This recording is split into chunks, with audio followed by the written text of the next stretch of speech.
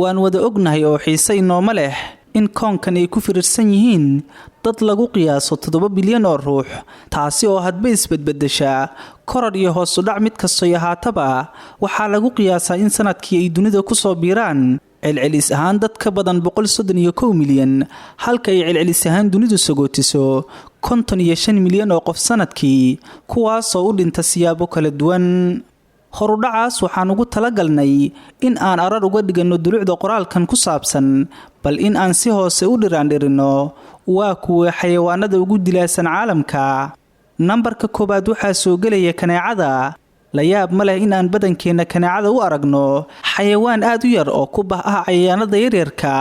waxaa si cad in cayayaankan yahay cadowga koobaad ee laaya bani'aadamka warbixino horey u soo baxay ayaana lagu sheegay in kaneecadu sabab u noqoto dhimashada 725,000 oo ah wax ku dhow 1 milyan oo qof sanadkiiba malaariyada ama duumada oo ay faafiso kaneecada ayaana la sheegay in sanadkii ay soo ridato in ka badan 200 oo milyan oo qof qiyaas ahaanna ay u dhintaan 600,000 oo qof sidoo kale waxay faafisaa qandhada loo yaqaan dengue fever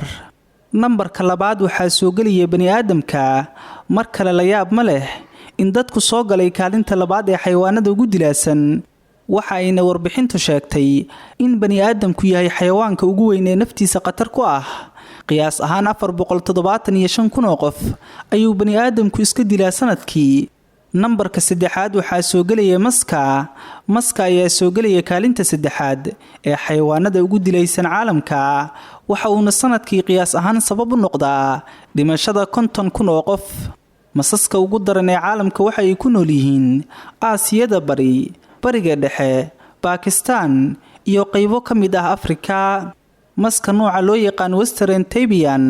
ayaa ah kan ugu khatarsan suntiisuna waxa ay dadka ku dili kartaa wax ka yar 40 daqiiqo iyadoo 80% dadka uu qaniino ay dhintaan nambarka afraad waxaa soo gelaya eyga xayawaankan oo dadka gaalada ah ay weheshadaan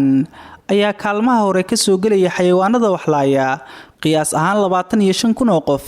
ayuu dilaa eygu badi waxa ay dadkaasi u dhintaan jeermiska raabiyada oo uu faafiyo eyga waxaana dad ka badan 20,000 oo qof ay Hindiya ugu dhintaan jeermiska dilaaga ah ee raabiyada nambarka shanaad waxaa soo gelaya duqsiga ama tisxiga duqsiga nooca loo yaqaan CC oo wax yar ka weyn nooca aan naqaano ee caadiga ayaa isna lagu soo daray xayawaanada halista ah ee la nool bani'aadamka waxa uuna badanaa faafiyaa ama xambaarsan yahay jeermisyo culus oo sababa dhimashada dadka sleeping sickness iyo African Trypanosomiasis ayaa ah xanuuno keeno qandho iyo xumo daran oo ay sanadkii u dhintaan dad ka badan 10,000 oo qof shanta xayawaan ee ugu dambeeya uguna yaryar ee sababa dhimashada bani'aadamka marka loo eego xayawaanada khatarta ku ah dadka ayaa kala ah kutaanta ama injirta oo disha 10,000 oo qof sanadkii gooryaanka ayaa isna dila 5,000 oo qof yaxaaska iyo jeerta oo celcelis ahaan dila 1,000 qof sanadkii gabagabadii waxaa la yaab noqotay labada xayawaan ee bani'aadamku ugu cabsida badan yahay badda iyo barigaba in aysan ku jirin liiska xayawaanada ugu halista badan ee dadka dila libaaxa ayaa la sheegay inuu yahay xayawaan khatar ku ah bani'aadamka isagoo sanadkii dila wax ka yar 100 qof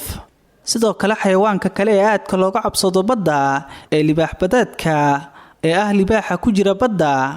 ayaa isna la sheegay inuusan ahayn xayawaan halis la sheego ku ah dadka isagoo sanadkii qiyaas ahaan dila wax ka yar 10 qof